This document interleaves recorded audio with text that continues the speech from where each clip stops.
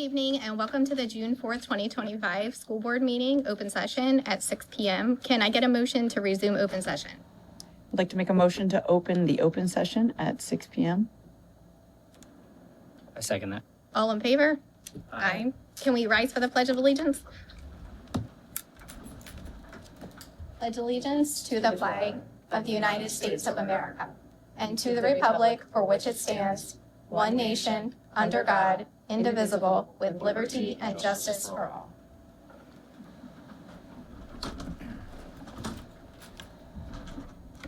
All right, agenda item 1.03, review of closed session agenda items. The board met in closed session under General Provisions, Article 3-305. B1, to discuss the appointment, employment, assignment, promotion, discipline, demotion, compensation, removal, resignation, or performance evaluation of appointees, employees, or officials over whom this public body has jurisdiction, any other personnel matter that affects one or more specific individuals. B7, to consult with counsel to obtain legal advice, and B8, to consult with staff, consultants, and or other individuals about pending or potential litigation. Thank you. 2.01, approval of agenda. Did everybody have a chance to review the agenda? Yes. Can I get a motion to approve the June 4th, 2025 agenda as presented? I would like to make a motion to approve the to approve the May 7th. May 7th agenda as presented. Oh, no, we got No, it. sorry, where am I? June 4th. June 4th. June 4th. Oh, sorry. I would like to make a motion to approve the June 4th, 2025 agenda as presented. Second. All in favor? Aye. Do 2.02 and 2.03, approval of minutes for May 7th, 2025, closed session, approval of minutes for the May 7th, 2025 open session. Can I get a motion? I'd like to make a motion to approve the May 7th closed session minutes as presented. And May open session, and May 7th. Oh, and May 7th open session. Second it. All in favor? Aye. Aye. 2.04, approval of minutes from the May 20th, 2025 closed session. Can I get a motion? I'd like to make a motion to approve the May 20th closed session minutes. I second that. All those in favor? Aye. All right. So 2.05, interim superintendent appointment.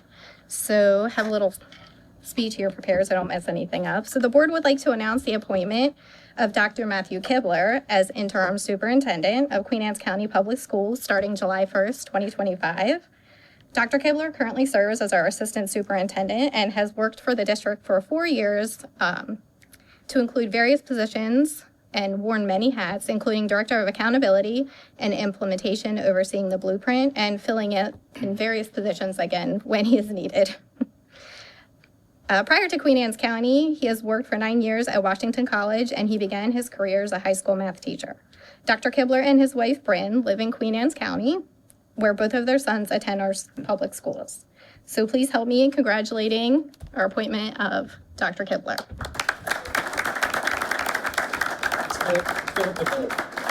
It's not the vote. Yeah, pending the vote. Yeah. So we're going to do the vote, and then we can get up and take pictures once we're finished. Did anybody want to say anything before we vote? Well, I will say something either before or after the vote, if that's okay. Go ahead. I just want to thank the Board of Education first for putting your trust in me to hold this position. I look forward to continuing to work with you all and build on the strong relationship we've established already. I do want to thank my family for being here, for all their love and support. And then just kind of moving on, I want to say to Queen Anne's County Public Schools, we have incredible students doing great things here in our schools, whether that's the classroom, the field, or on the stage. We are extremely fortunate to have dedicated and amazing teachers, staff, administrators, as well as a positive and supportive community. I'm excited and ready to continue working together with everyone, with all stakeholders for our students' continued success. And I thank you again for the opportunity to hold this position. Thank you. Thank you. All right, do we have a motion to approve Dr. Matthew Kibler as interim superintendent beginning July 1st, 2025? I would like to make a motion. Where are you reading that? I just said it. Oh, okay. I would like to make a motion to appoint Dr. Kibler as interim superintendent starting July 1st of 2025. I second it. All those in favor? Aye. Thank you. Can we take pictures? Yeah, we can get up and take some pictures. Everybody likes taking pictures. Yes. Appreciate it. We're so students, so we usually Right. put them with us and then. That's gonna be a different picture. So we've got a lot of people, thankfully. We'll step out for a second. This is Sam, this is Jack, and this is my wife Brett. Great to meet you guys in. Fourth? First. No pressure, right? And I really owe it to them because they're both missing baseball for us today. Oh my gosh. So thank So you very big much day. for that. I don't think they knew that. Oh, great. You know what, the fields are closed. Great. Look at Mr. Mason. Ready? Yep. Okay.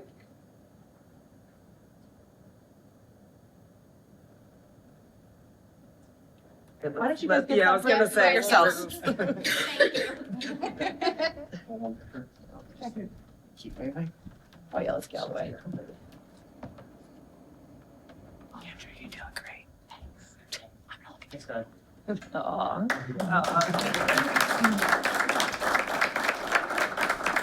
Let's do it. Great.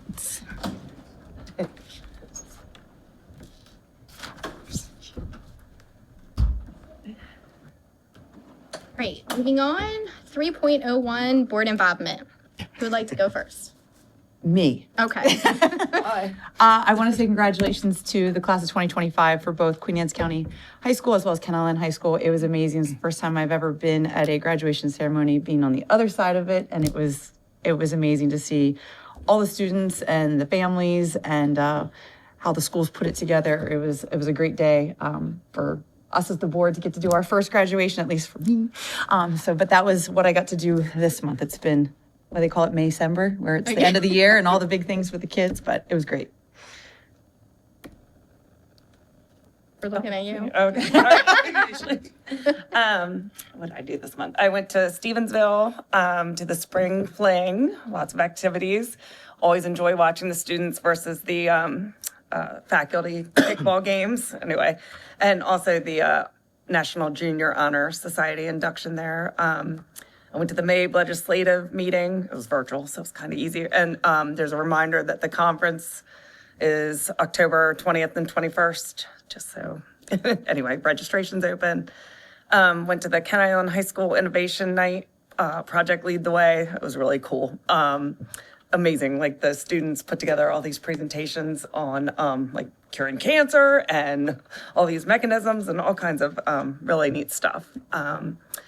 I went to the commissioner's budget meetings. Sorry, I'm being extra here. At the Kent Island Library and the Liberty Building. And then President Bent went to Sudlersville. So it was the quietest commissioners meetings ever because they're so wonderful and giving us all the money we needed this year. Well, not all, but a lot. So, went to the state superintendent's roundtable here, the firefighter EMS graduation. And then tonight went to the retirement ceremony, and congratulations on your retirement, Dr. Salins. And everyone else that was at the retirement ceremony. Thank you. I would like to congratulate all the graduates of 2025, all the retirees of 2025. I hope everybody enjoys the next chapter of their life. So I'll second what they all said with congratulating class of 2025. It was an awesome experience, especially at Queen Anne's, being able to have the privilege to shake hands with the students and give them their diplomas. That was a real treat. I look forward to doing that every year. It is an awesome experience.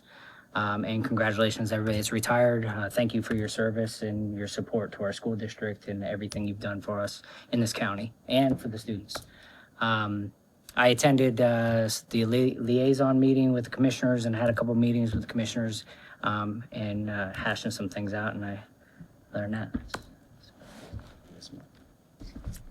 Thank you. All right, 3.02, our superintendent, Dr. Salins. Yes. So first I want to congratulate our graduates as well and thank all of those that were involved to make graduations as wonderful as they were. And for the first time in my career, I'm very proud to say that both of our high schools graduated 100% of their students who started as seniors in 2025, and those who came through as a transfer. Never seen that before. Very proud of that. And a total of 292 graduates at Queen Anne's County High School and a total of 272 graduates at Kent Island High School. This is literally an amazing feat. Thank you to the leadership of John Schreckengoss and Dan Harding, the principals, for their leadership, truly incredible. So kudos and congratulations again. That deserves a round of applause. Yes, it does. Everybody. Second, as this officially marks my last formal board meeting in my 33-year career with only one little work session to go, I wanted to share some comments as I will be officially retiring as of June 30th. My retirement brings a heart full of total gratitude. It has been the honor of a lifetime to serve alongside such dedicated and compassionate individuals in our community. Together, we've faced a lot of challenges. We've celebrated a lot of accomplishments, but most importantly, we have worked tirelessly to give our students the opportunity to grow and learn and thrive. The impact that we've made is not just measured in academic success, but in the lives that we've touched, the futures that we've helped to shape. And when I arrived in Queen Anne's County, our community was very challenged with COVID. As a whole, we needed to heal. And we have done exactly that, and we are now stronger than we ever were before. With the support of our board, our leadership team, our staff, and our community, we built a strategic plan that has kept us on course of continued success every year, i.e. 100% of our seniors walking across that stage. We have so much to celebrate with academic excellence. We have our blue ribbon schools, we have 2 purple schools, we have 14 green schools, 100%. Our focus has been on developing our CTE programming, our career coaches, our expansion of pre-K, and the investment in the science of reading, which has paid off significantly. Our expanded support services for both our staff and our students for their overall well-being as part of our strategic plan, and the development of some really true partnerships within our community. And for all of these things, I am just so grateful, more than proud, and thankful to be a part of that journey. So though this is closing one chapter for me, I will always carry the spirit of this community and a very deep belief in the power of public education. So thank you for your continued support. I know that you will continue to support as we move forward, that shared a commitment to our students. So thank you again. Thank you.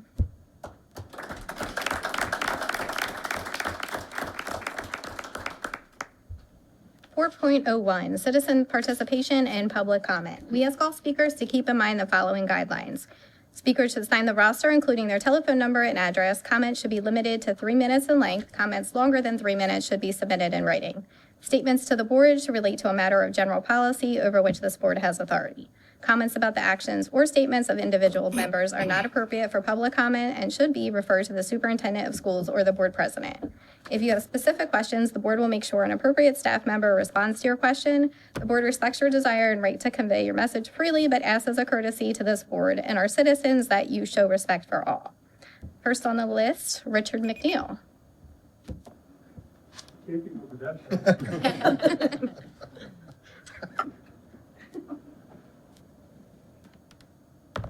Good evening, and Richard McNeil representing myself in the retirement group. I want to start off by thanking Dr. Salins and for inviting me to say a few words to that group, and we look forward to extending even to yourself. So on that part, so thank. And you know, like anything that's going on, it takes somebody behind it. Now, I know Renee did a lot behind the scenes to get it together. And having been a former high school principal, I know what it's like to get graduation set up. And so I want to thank Sid and his group for getting all the chairs and everything. Sid, you just need to work on the weather. You need to be in charge of that a little better. So we'll work on that. And Dr. Salins, thank you for your service and enjoy whatever you're going to do after this. It doesn't go. The retirement group gave out 2 scholarships. We'd just like to recognize those young ladies. From Kent Island, it's Cassidy McElroy, and from Queen Anne's, it's Elisa Crossley.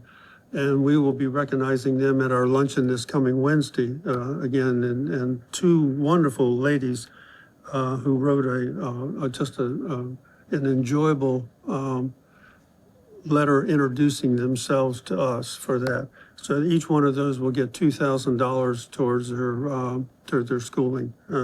I know that doesn't sound like much, but for retirees to contribute, that's more than anything else. One of the things that I'd like to just recognize at the end here, our CTE programs are some of the best in the state, and some of the folks have been recognized nationally for some of the students who have completed certifications and so forth. And, without question, we need academics in the real world, but we also need those who are trained in skills that I can't do. Plumbing and electrician and carpentry and building homes and so forth. And I know that a lot of money is spent in colleges for some folks who come out and they can't do anything. And yet CTE programs prepare our young folks to be apprentices almost right away. And in some cases, they've already passed certain levels of certification. So I'd like to just recognize those as we close out the year. Last thing, you all have a real challenge in my mind in terms of what Linda McClan, Secretary of Education, seems to be doing by holding off money to the states and so forth. And this past 2 weeks in my spare time, I've been watching hearings on the Senate floor, specifically with her. And sometimes I'm not sure she really knows what in the heck she's doing. Dropping grants and holding up money for states for programs that have already been appropriated for funds to keep things going, and she's holding all of this up. As we go forward through the summer and we look at next year, my message is, bless you. And as another one coming in, Matt, I appreciate what you're doing on that. So thank you for your service, and have a great summer. Thank you. I might see you in July. Thank you, I'm done. All right, next on the list is Amanda D'Onofrio.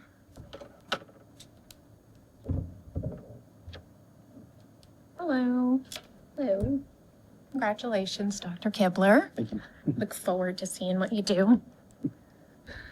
Okay, so if I could get this thing facing the right way. As we move forward and look for a new superintendent, I believe it's important to look back and determine where we can improve.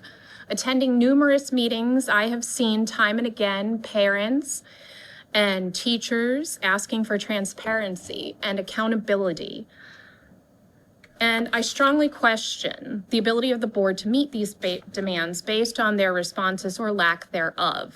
Unanswered emails, for example. From an administrator trip to Disney while teachers and support staff is worried about their job, to a new Board of Education building while students are learning in trailers, many facilities need improvement, and the need for a new middle school, the responsive had not been appropriate to the context of the budget and the shortfalls we are experiencing. When met with questions and concerns, I have seen very little accountability, even more highlighted given the recent ethics concerns.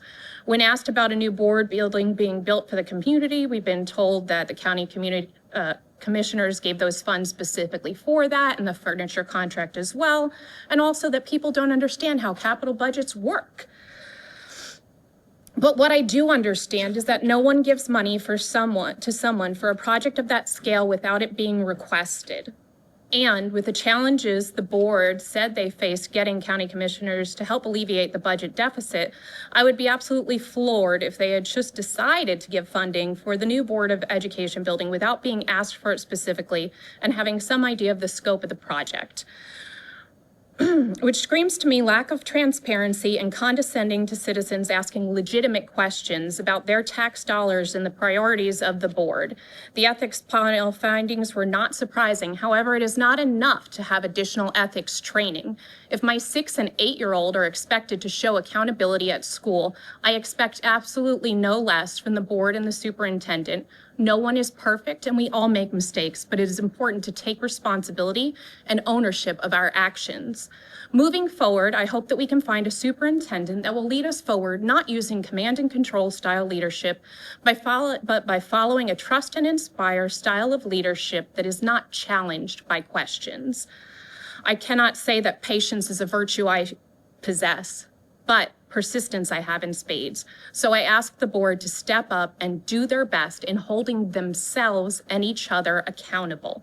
Remember that silence in the face of ethical violations is unacceptable for people serving the public. We need to do better. And because I need to be inspired to trust that the Board of Education is prioritizing the children and teachers in this community the way that they need to be, there needs to be a turnaround, and it needs to start with new leadership. Thank you. Is there anybody else who would like to give public comment that didn't sign up? All right, yeah. Oh, sorry. Oh. After you do, your hand went up first. Ladies first. And I should say, beauty before age. You're very sweet. So, just an ad lib. You're very kind, thank you, because I don't really know what I'm going to say, so just. So I am Cecilia Mitchell, and I'm the president of QACEA. This is my last board meeting as president of the association, so I want to say thank you to you all, and hoping that the new superintendent and all that follow will continue the tradition we have of our monthly meetings with our leadership and your leadership. We were very relieved that we didn't have any job loss this year, to say the least. Relieved is probably not the right word. But recognizing the challenges are not going to go away. The workloads are unsustainable, and to be sure that we still have those kids walking across those graduation stages, we need to be sure that they are resourced as early as possible.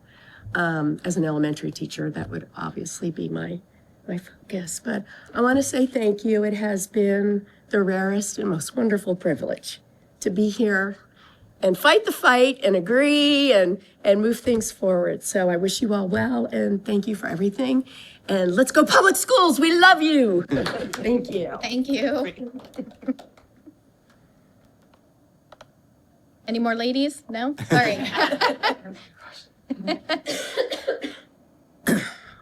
Good evening, everyone. My name is Chris Kuhl. I'm a 10th grade student at Ken Island High School, and I see Dr. Rankin is behind me. Yeah.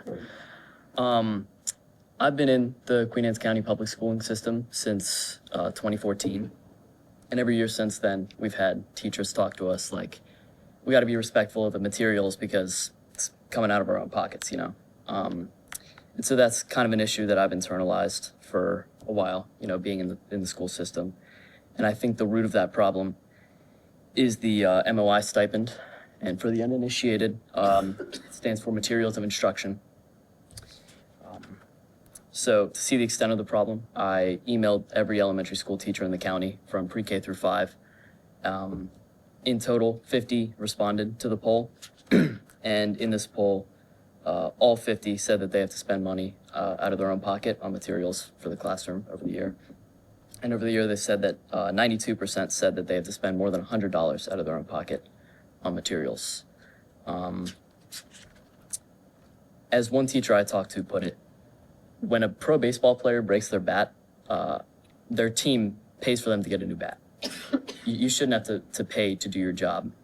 You should be given the resources you need. And I think we're doing a good job of it, but I think we could stand to raise it a little bit.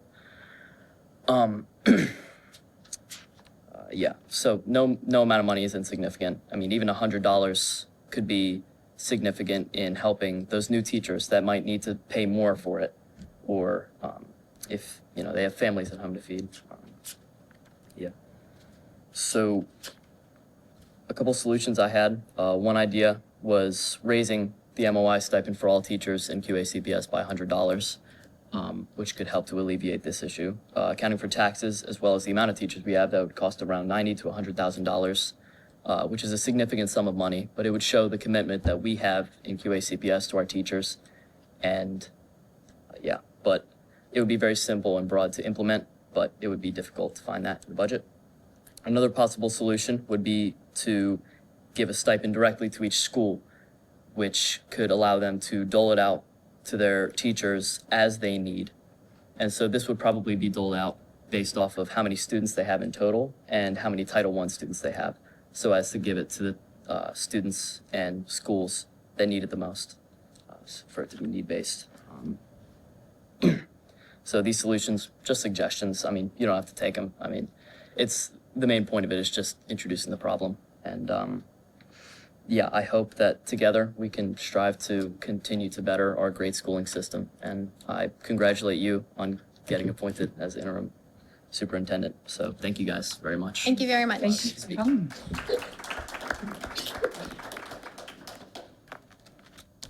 Anybody else? No? Okay.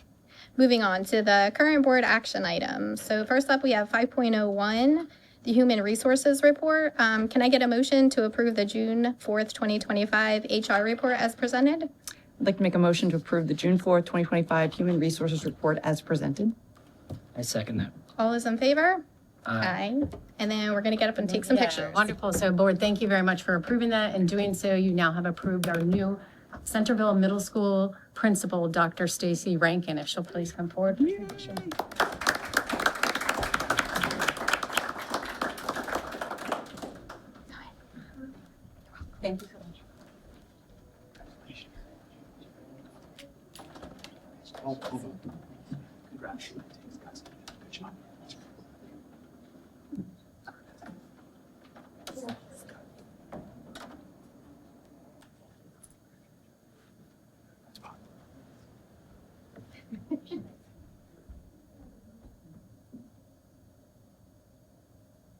Ready? You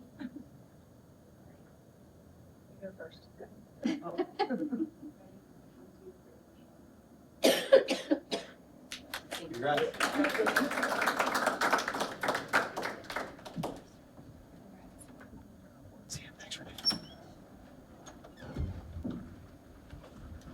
So nice seeing young kids.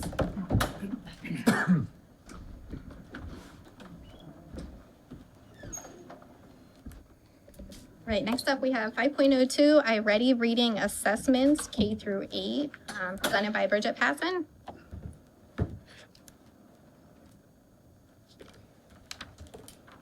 Good evening, Vice President Capes, members of the board, Dr. Salins, members of the executive team. Congratulations, Dr. Kibler.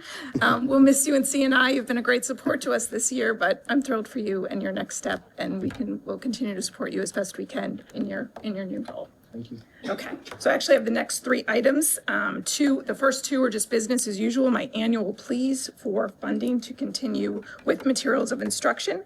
The first one, 5.02, is for iReady reading assessments. We give these in grades K through 8, 3 times a year.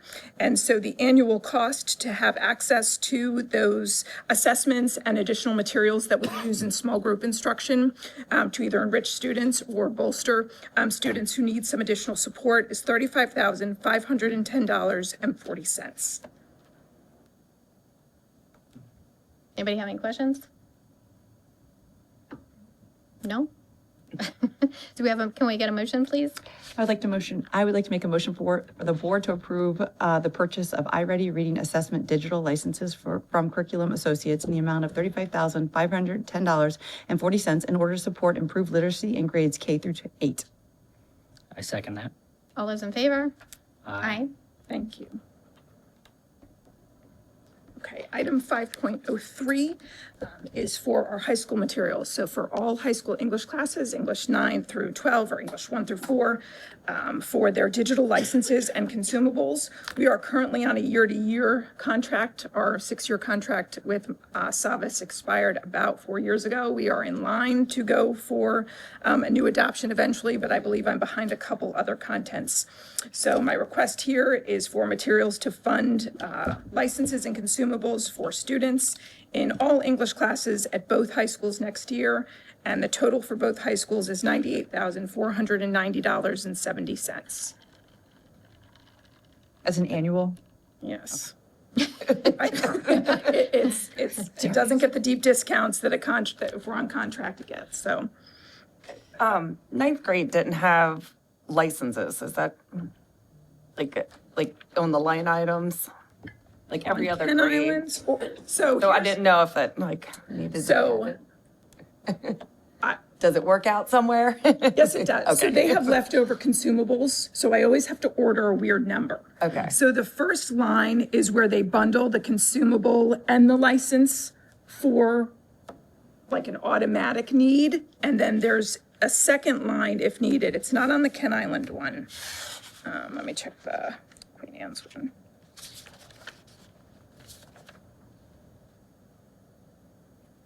So it says consumable and 1-year digital courseware license. They're bundled together. Okay. They're not separate line items unless I had a wonky number, like if I have leftover consumables in one grade, then I only need to get so many licenses and not consumables. Okay. So it does all come out in the wash. All right. Yes. Just making sure. The coordinators, the English coordinators fill out this big spreadsheet of what's left and what they need, and then that's what I send to our rep, to our Savas rep. Question. Yes. You said that we don't get the discount because we don't have a contract, Yeah. right?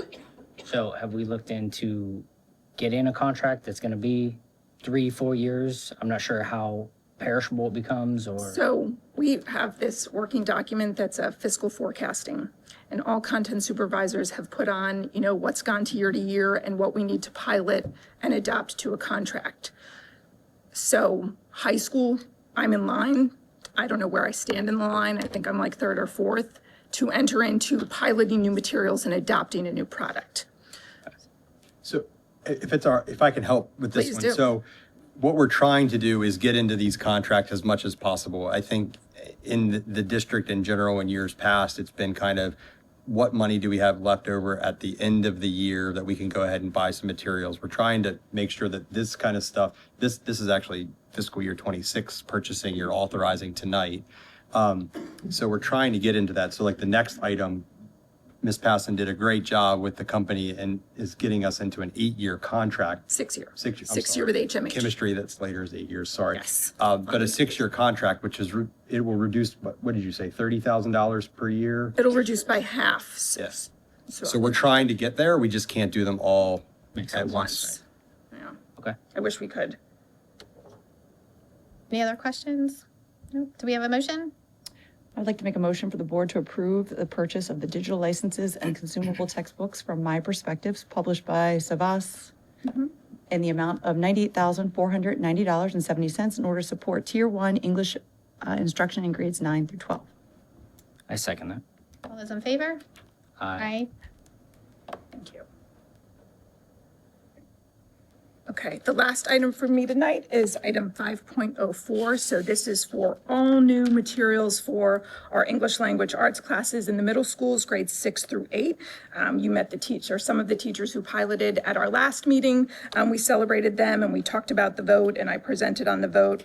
So we were able to secure with HMH a 6-year contract for a total cost of $324,229.45. So where this kind of works out is it's about $55,000 a year over the course of the next 6 years.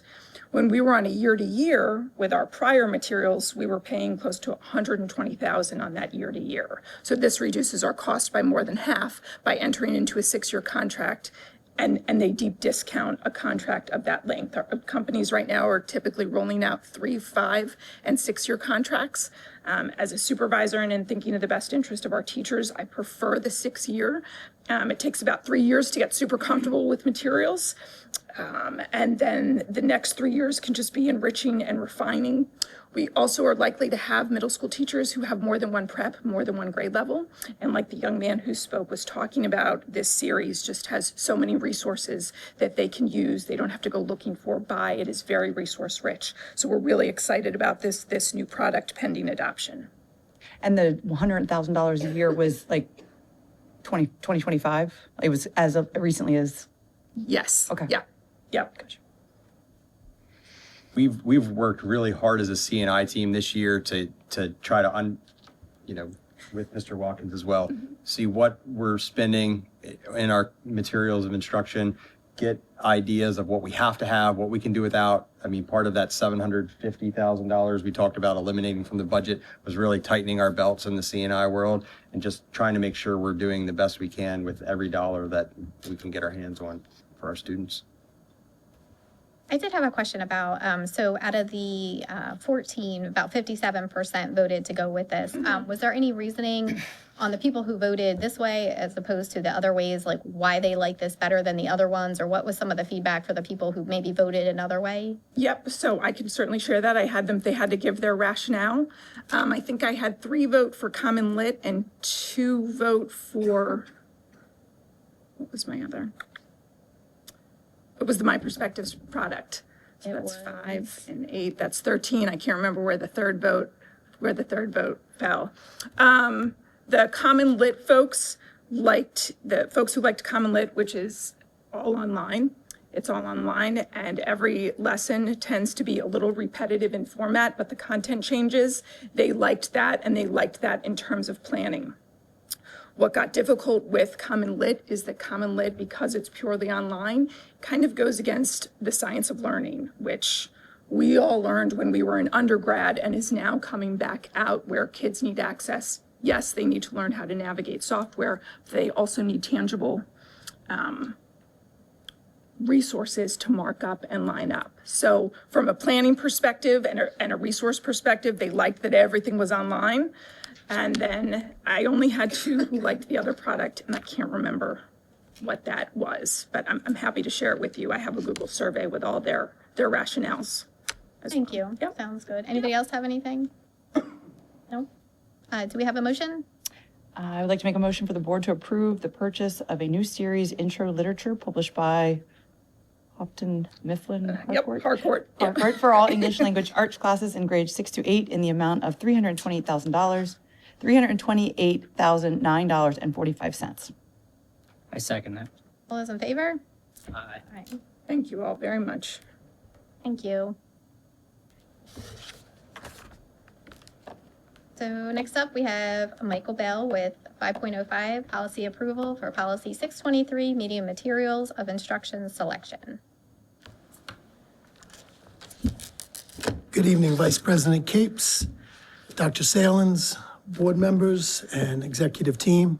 Congratulations again, Dr. Kibler. For the record, I'm Michael Bell, Supervisor of Visual and Performing Arts, School Library Media, Non-Publics, Title IV Part A, and MSD Fine Arts Grants. Tonight's the third read of Policy 623, Media Materials Selection. There have been no public comments, and I respectfully ask the board to consider a motion to approve Policy 623. If there's any questions. Any questions? No? Do we have a motion? I would like to make a motion to approve policy 623, subject to final edits for format and style. I second that. All those in favor? Aye. Thank you. Have a good evening, everyone. You too. Thank you. All right, we have Josh Combs up next with 5.06, purchase approval for student Chromebooks.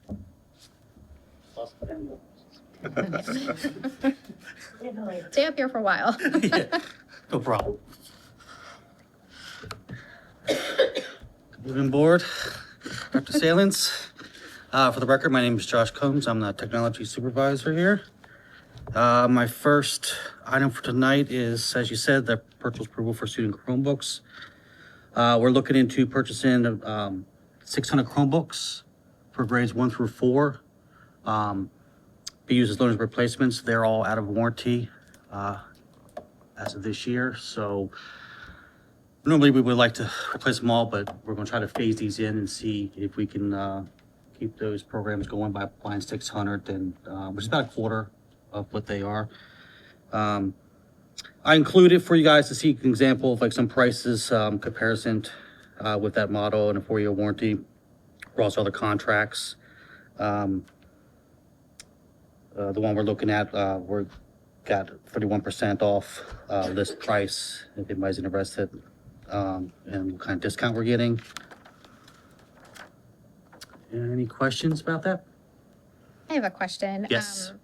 On average, how long will these Chromebooks last before they go out of warranty?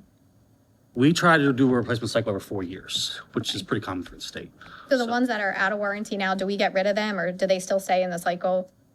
For the 1 through, yes, normally we would use them as long as we have OS support. Okay. Because you gotta have the updates in order to run testing.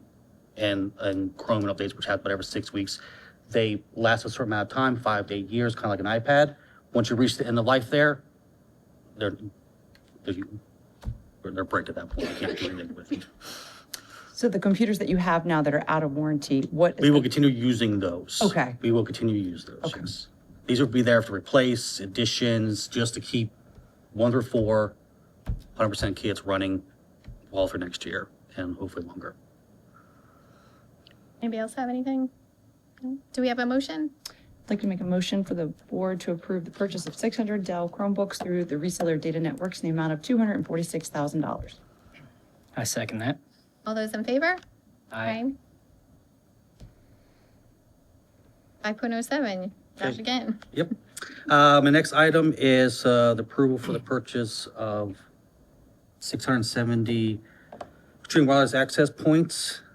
This is being done through a federal program, E-rate, what's it called, USAC. Basically, they are kind of like a grant application.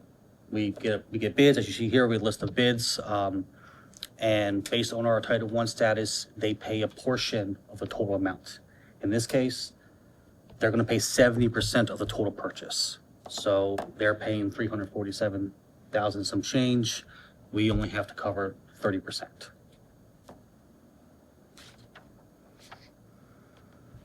I'll say that sounds great to me. That's something we need. And Anybody else have anything? No? Do we have a motion?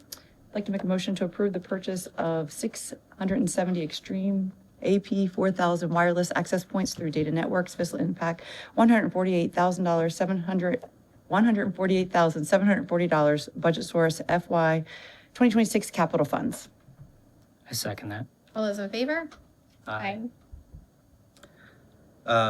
My next approval item is for school server replacements. This would be for all the schools. It's a twofold project. We're replacing all the hardware.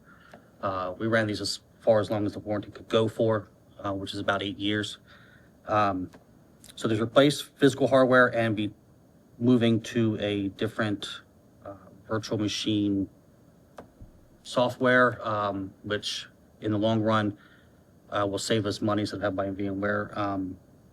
The reason why everybody in the school system trying to switch out is Broadcom bought VMware, and they switched the pricing model, and us smaller folks, they're increasing our cost about 150%, up to 150%. So it's becoming almost unobtainable in order to keep with that product. So we have another way of going, and so that's what we would like to do.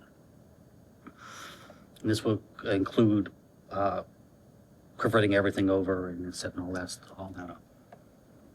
And the hardware, as you can see, I included that we got a 43% savings on the list price off our hardware based on our meat contract. I did have a question on the contract. It Yes. says March of 2017 through March 14th of 2026. Is that because it was piggybacked off somebody else's contract, or? The is meat it- contract? Yeah. Yeah, it's a long term, it's like a 5-year term, and it's like year 1, year 2, year 3. So it's you're looking at the, Yeah, it says on page, it would be page 3 of 3. Where it says quote summary, if you look under the contract for MEEC hardware, It says contract term 3/15/17 to 3/14. It's the same number. If you looked that up, it's now 26 to Okay. another 5 years. It'll That be was the 5 end years. of, yeah, that was end of this contract. We just started a whole new round of contract. There's a whole Amic website, and you can see the current contract. It's the same number. They just didn't update the years on it.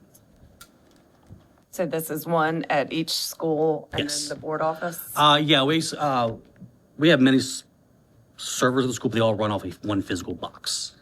Physical hardware box, and we might have like 5 servers running on that one physical box at every school. Anybody else have anything? No? We get a motion? I would like to make, or can I get a motion to approve the purchase of Dell servers and contracted services through Data Networks? Fiscal impact, $228,585, budget source FY 2026 capital funds. I second that. All those in favor? Aye. Aye. The next one is our Microsoft renewal. This is one we do every year. Again, provides licensing for our servers, our client devices, anything using, Windows or Office.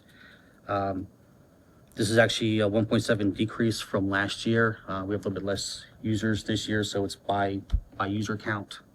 Again, I listed example prices across contracts across the U.S. so you can compare our price versus other contract prices throughout the U.S.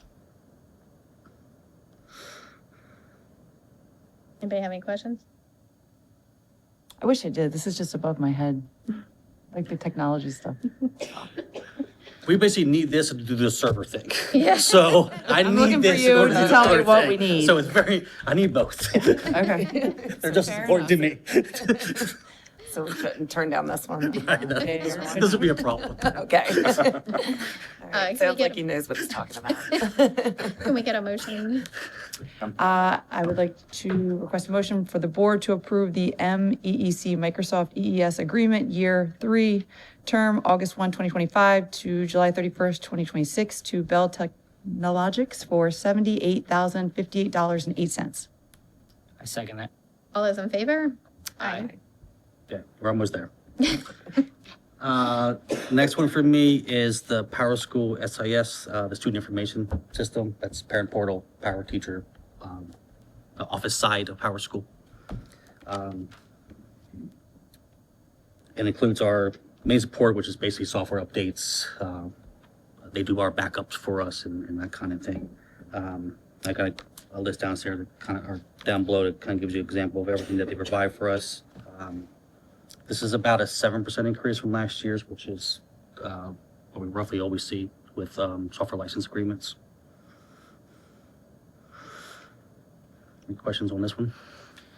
I see that it's a sole source. Yes, Power purchase. School is direct. There is no reseller.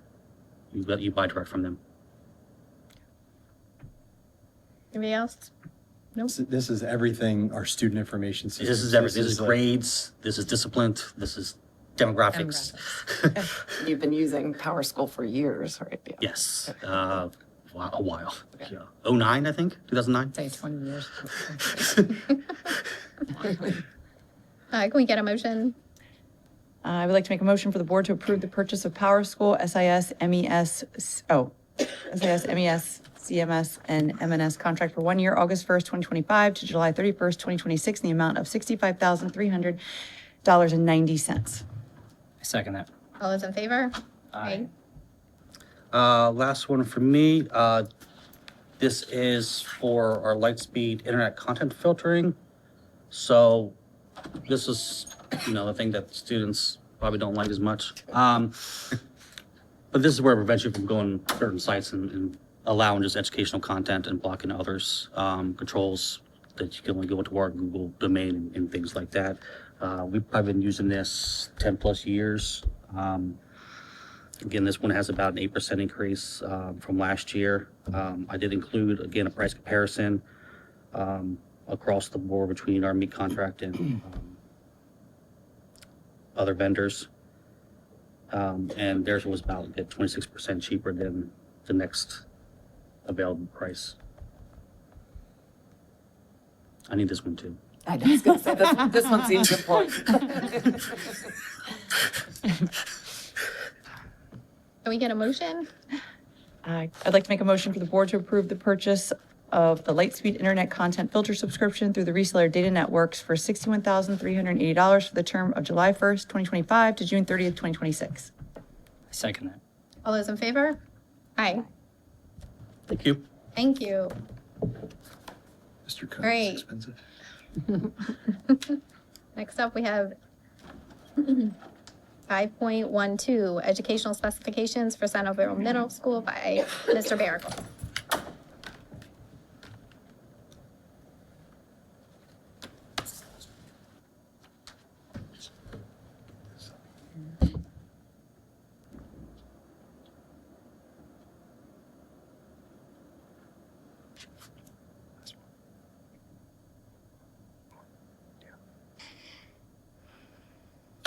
Perfect. All right. Good evening, Vice President Capes, board members, executive team, Superintendent Salins. For the record, my name is Darryl Barricklow. I'm the Supervisor of Facilities and Design.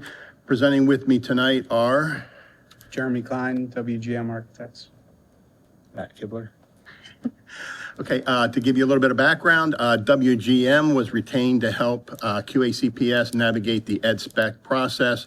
They are also engaged in the feasibility study, which is the next phase of the design process.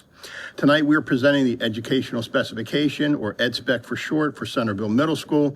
The EdSpec serves as the initial program document for the education and facility needs for the schools. Before going into what the EdSpec will provide, one of the things I would like to point out is that the EdSpec will not get into some of the design parameters of the school. It won't get into whether it's going to be a renovation of the existing facility, or whether the facility will be in another location, or whether the facility will be a replacement school, or any of those kind of topics, whether it's 2-story, 1-story, 3-story. None of those topics are going to be brought about in the EdSpec process.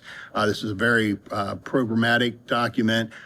Those types of discussions and decisions will be vetted all through the feasibility study. So that's kind of the next step that we'll be going into. And then again, it will be a presentation made to the board at a later time. So some of the things that the EdSpec will provide, they will provide a rationale for the project. This section will provide justification to the state and the county as to why this project is needed. The EdSpec provides one of the many pieces necessary for the state to financially support the project. The document restates and memorializes the educational goals of Queen Anne's County Public Schools and that of Centerville Middle School. The EdSpec also gets into the specifics of the spatial requirements for instructional and support spaces throughout the facility, adjacency of those spaces, and where they are required for optimal operation of the school. It also provides information on the various types of materials, equipment, technology, furniture, and staffing needs for the school. If you think of baking a cake, the EdSpecs are much like the recipe, providing the necessary ingredients, how to bring those ingredients together and make the cake. A few key points to point out about the EdSpecs. Direct your attention to page 3. Right here, page 3 gets into the enrollment numbers, and the state looks currently at the state looks at current enrollment numbers. They do not allow enrollment projections to play a role in the size or justification of a school. So with that, I'll turn it over to Jeremy and let him talk a little bit about some of the numbers there.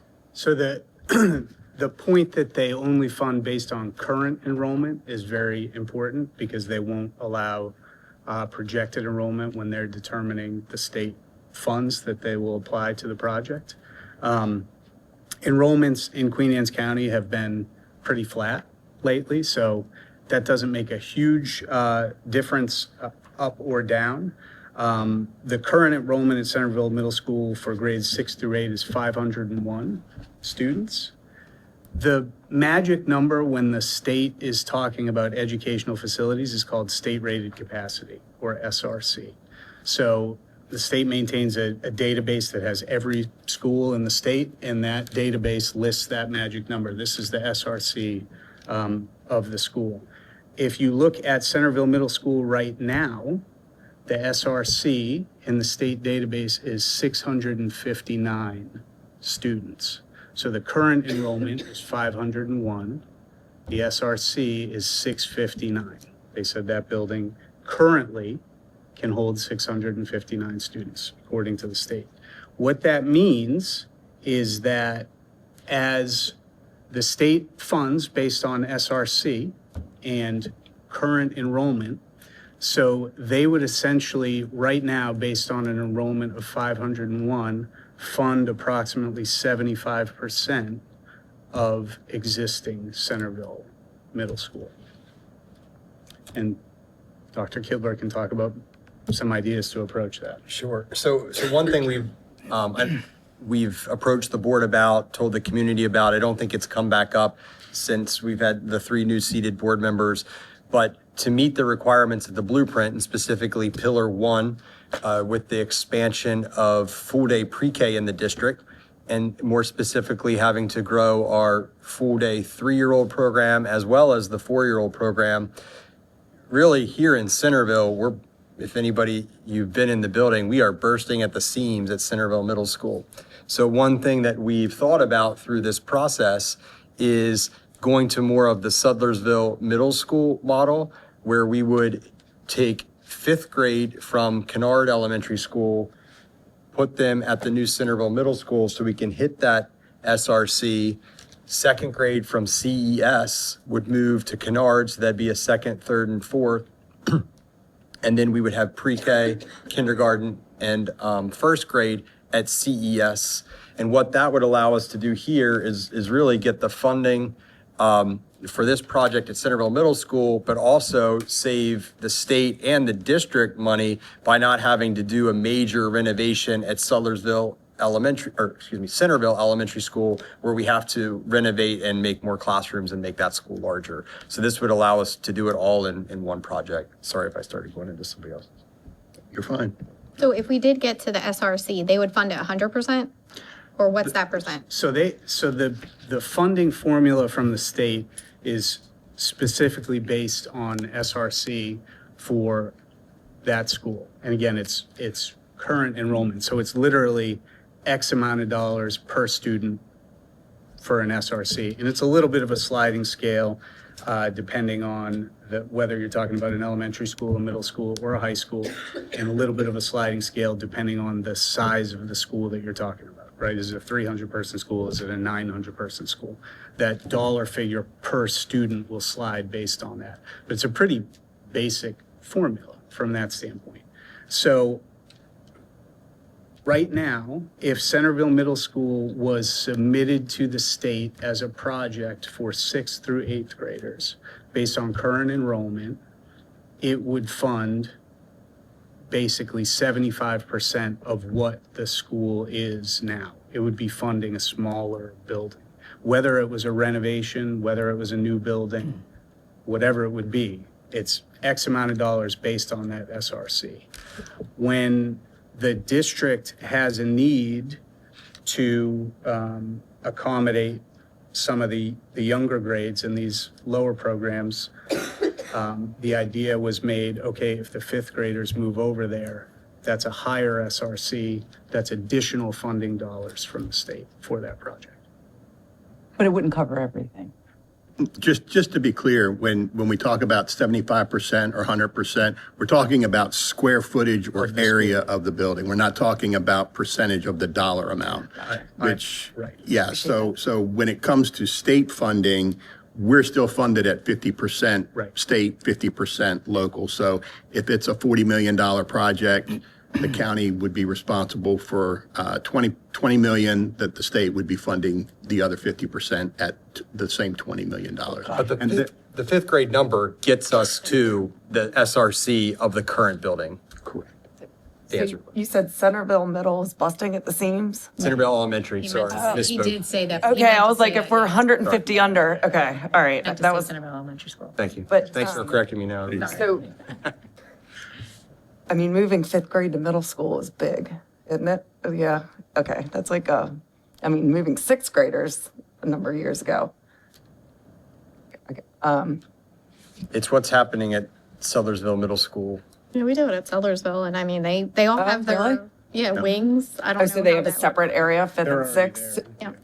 Oh, When they built that building, they did that. So Churchill Elementary School and Sellersville. so is the Elementary plan School to only go eventually move fourth grade all right of now. them, you think? I don't know. It really, it just- depends on the necessarily square based footage on of the need. schools and where the need is. Right now, our need is that Centerville Elementary School can't possibly grow their pre-K because they don't have the space to do that. So this would eliminate that. And our capital projects are based on a wealth formula, and that's why it's 50-50. That's not the same in every other district. Some districts are funded at an 80-20 or a 40-60, but based on our wealth calculation, our commissioners are typically expected to pay about 50% of any of those projects. It's just some young kids on the bus with middle schoolers. Yeah, that, Yeah, so okay. They're already on the, But- in Centerville, they're already on the bus together. Okay. But even here, the elementary is already with the middle school. I'm gonna say Really? I'm at Sellersville, and my daughter's been with the middle school Oh, sorry, since I'm kindergarten. So ignorant about some of these No, things. no. I didn't realize. That's, No, it's fine. really- No, it's a good What question. are those bus rides like? Wow. I think it's a fair statement. That's why prior to our new board, we've already been having the conversation. A year ago, we were having the conversation so that the public understands, look, we're moving in this direction. Let's start asking questions and what is it going to look like? What does it sound like? What does it look like so that we can make it a nice transition where we're communicating with our community to say, hey, that's a this big is mix going to of happen ages. because of, obviously for various reasons it's happening for expansion, but we were, I don't know that it was as transparent when Sellersville moved to fifth grade. Because I know our president's not here right now, but I think her daughter was during that transition, and I don't think that I was that going to the say same. Shannon, I think that's why she got on the board, so I'd be Yeah. interested to hear what she, So we're saying it up front, and we're going to do all the planning possible to make sure that it's a smooth transition, and that I feel like at Sellersville, they're kind of in their own wing, and so that's what you Yeah. plan on. You plan to how do you kind of do a school within a school type of opportunity? Yeah. And there's currently, the pre-K program at Centerville Elementary School is not currently running, or you just need. It is full day, there's 4 classrooms, but as we think about the blueprints calling us to continue to expand not only 4-year-olds, but also then bring in full day 3-year-olds, There's just not the space. there's just not going to be what the about the space. unified arts classes? They just move on up, like the fifth graders?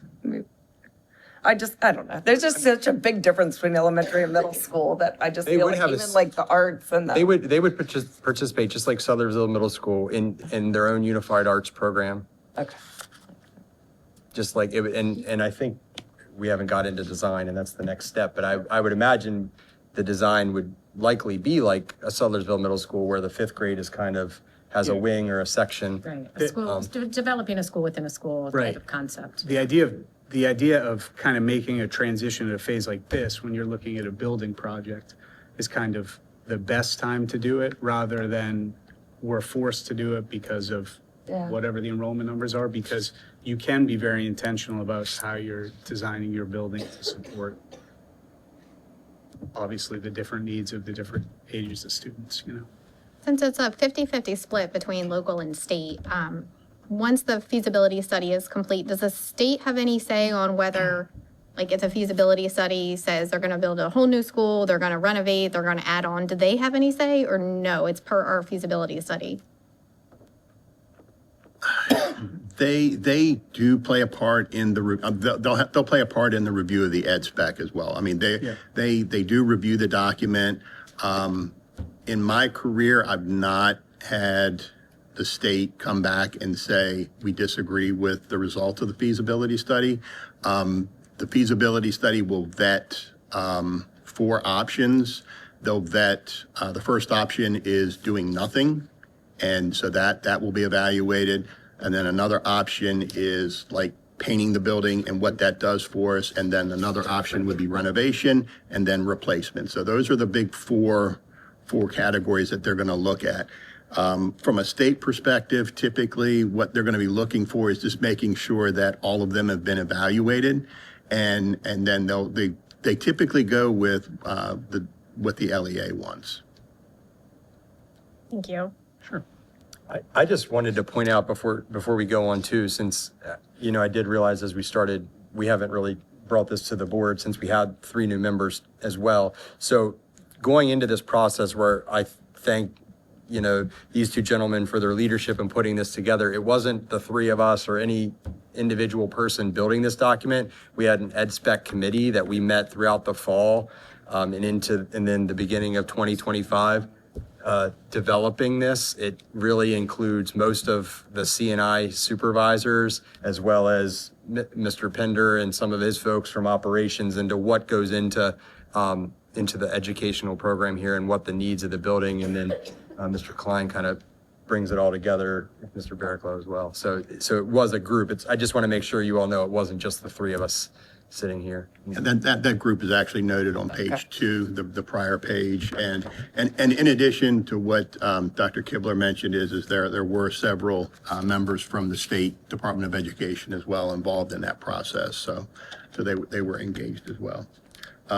With that, I'm going to turn it back over to Jeremy to kind of talk about through some of the square footages and spaces. Yeah, so while Daryl's flipping there, he mentioned this as like a recipe for a cake, which is exactly what it is, right? So there's no pictures in here. This is narrative and numbers. It's qualitative and it's quantitative. That educational specification committee that worked through this, we have a series of, it was either 6 or 7 meetings. We would meet and we would focus on a specific area, whether it was fine arts, whether it was general classroom instruction, whether it was food service, right, and move around and focus on the different areas of the building. Those are chapters in the document that you see, different sections of the document.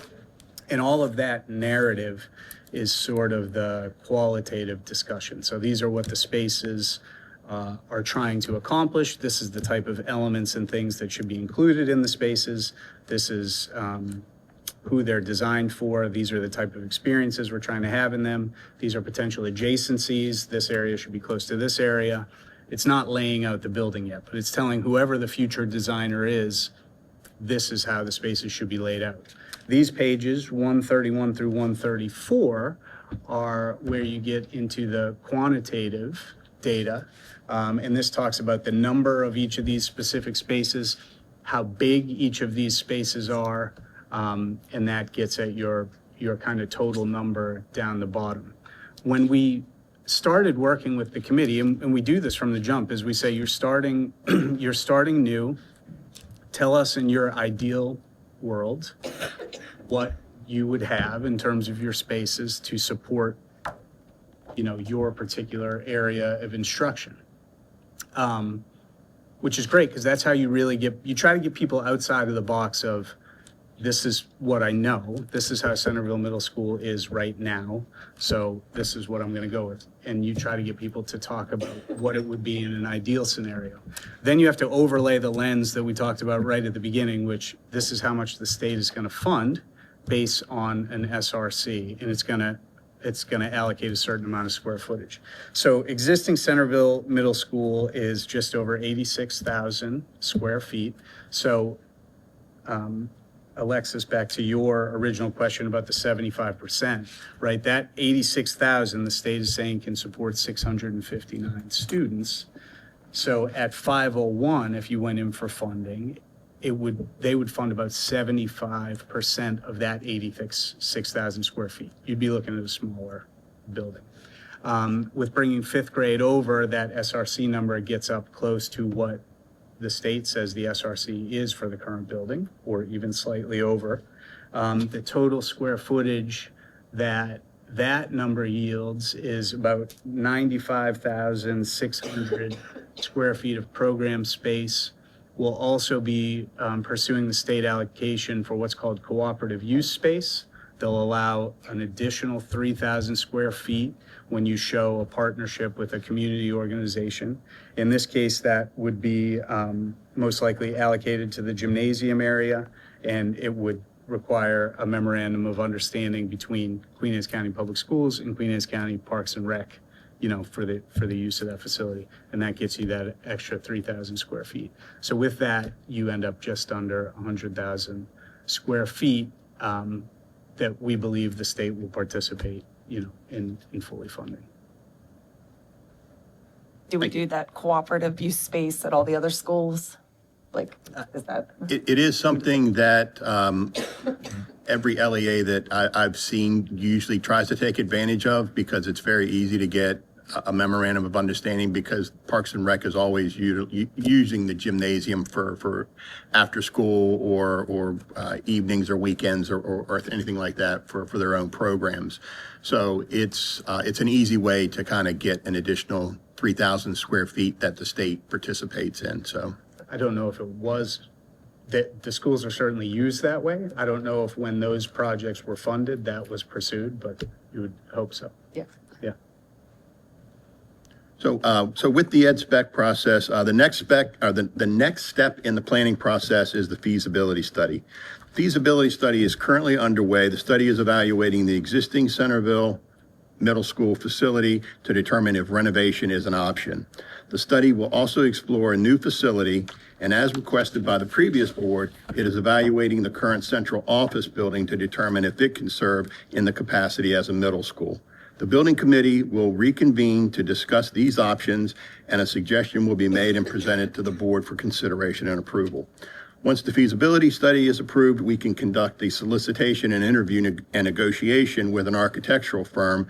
The firm will also be presented to the board for review and approval. So with that, we've kind of laid out the design process moving forward. That concludes our presentation. And any questions from the board? How long does a feasibility study usually take on average? It's going to vary. This one is kind of unique in that it's evaluating. It's fairly complicated. It's probably the most complicated feasibility study that I've done or been involved in because it's involving the middle school at the middle school site. So it's reviewing that existing building and it's reviewing that property for the potential of a new construction that would occur while that building was in operation, and then you'd basically flip the students into the new building and then tear the old building down, and that would become fields or parking lot or whatever would occur. It's also reviewing this building as the potential for a Centerville Middle School candidate.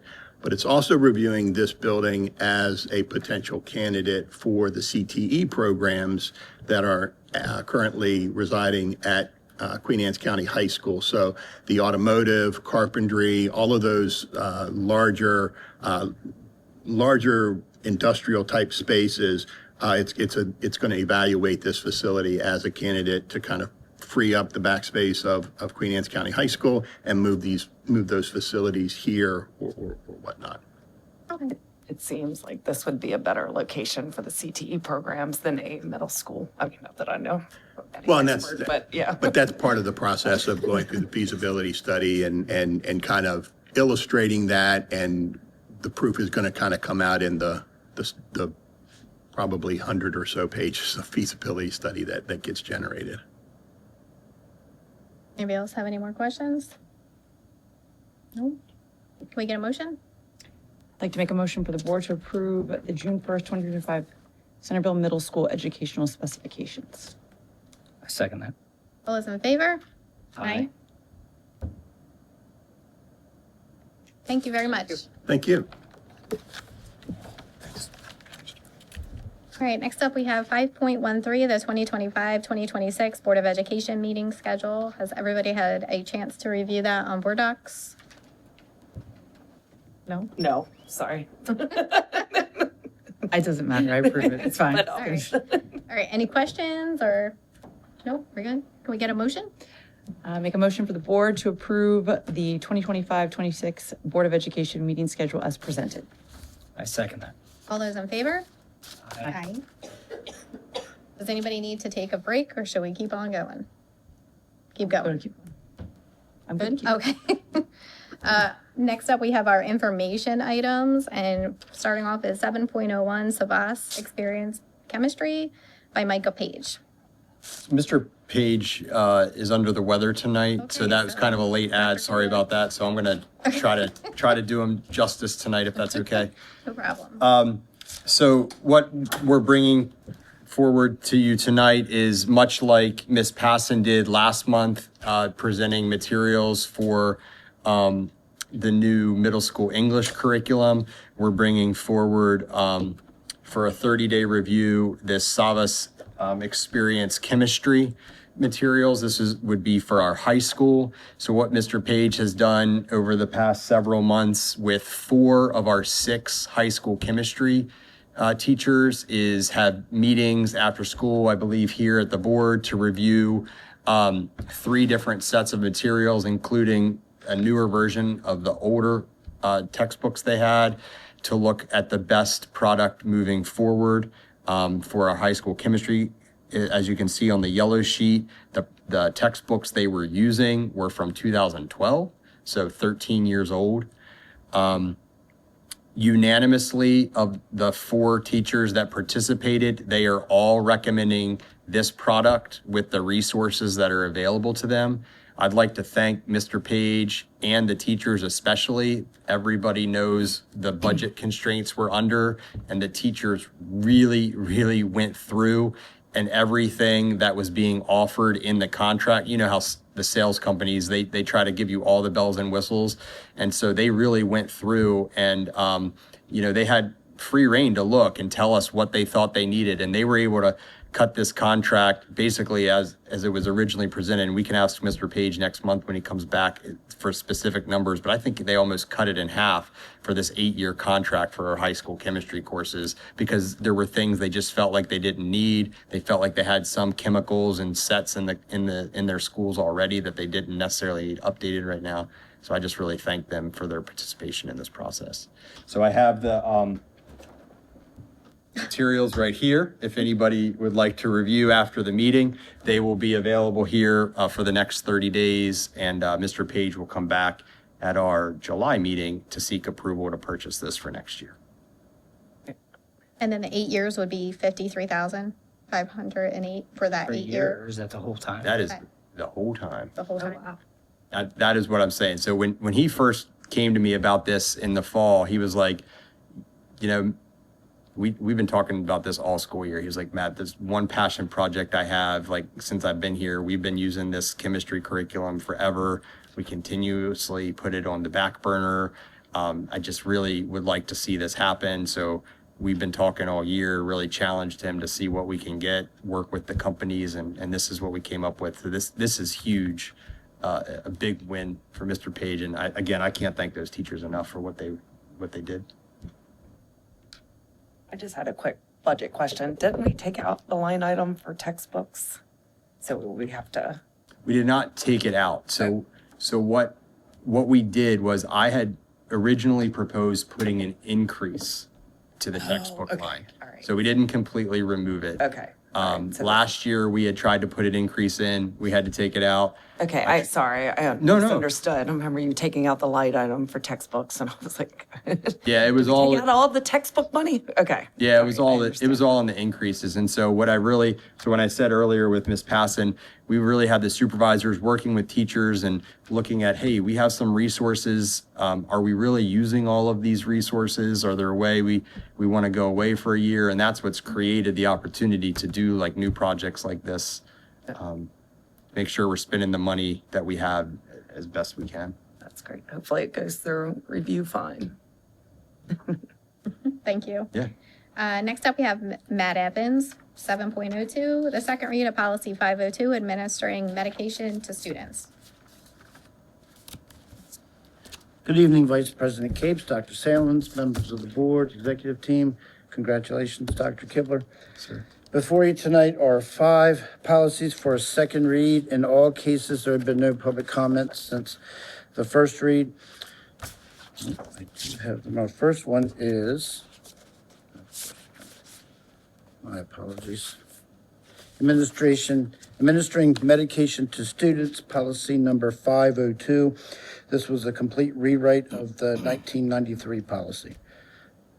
Do you have any questions?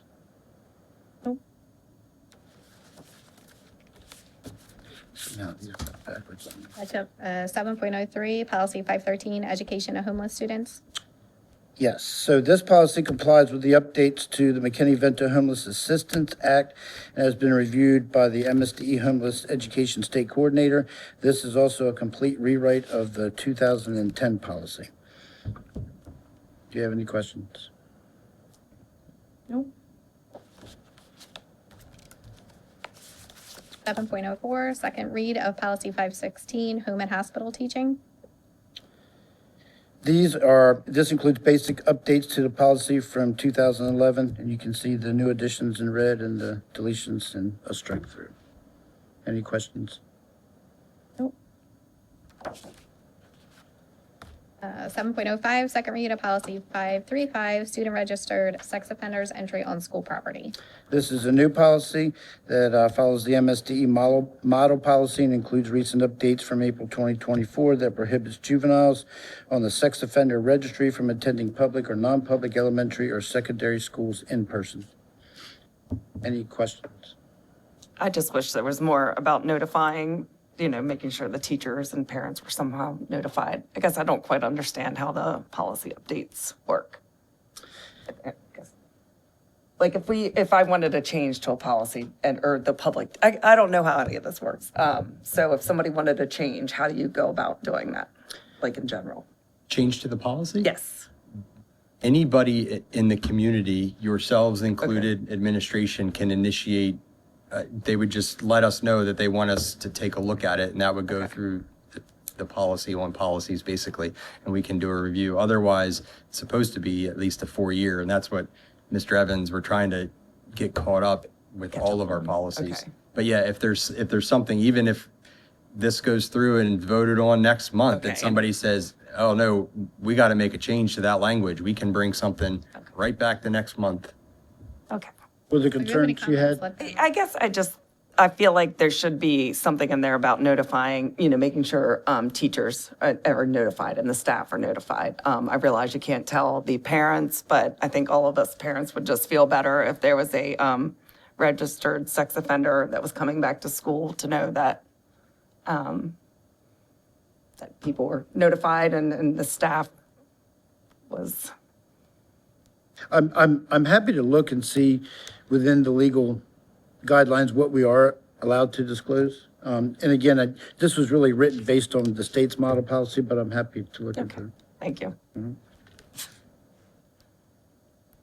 We have 7.06, second read of policy 536, student telehealth. This is also a new policy. It complies with the mandate established under Maryland Education Article 4-143 that was enacted through House Bill 522 during the 2024 legislative session. We currently have telehealth happening in our schools, and this ultimately complies with the new mandate. Is the telehealth outside, or is it what we're using inside? For like Chop Tank, So Chop Tank does have telehealth. We also have Hazel Health, which the person could be in, actually they are in Maryland, but it's completely virtual. We do have a staff member that is supporting the students that is receiving the telehealth should anything happen, but the person is not in our building. That's providing therapy or the session. Okay. Thank you. But the students receiving the services are in our building, so we provide a safe space for them. And, Okay. and what, just like you said, in a staff member. So even if they're doing it 100% on the computer, they're still having support within the building. Okay. Thank you. Other questions? I think you're done. Thank you. Thank you. Anybody like to give public comment? No? Going once, going twice? Okay. So future meetings, our next budget work session will be June 18th, 2025 at 5 p.m. And then July 2nd of 2025 will be a regular scheduled board meeting at 6 p.m. Any questions on anything? Can I get a motion to adjourn? I would like to make a motion to adjourn the June 4th, 2025 open session at 7:23 p.m. I second that. All those in favor? Aye.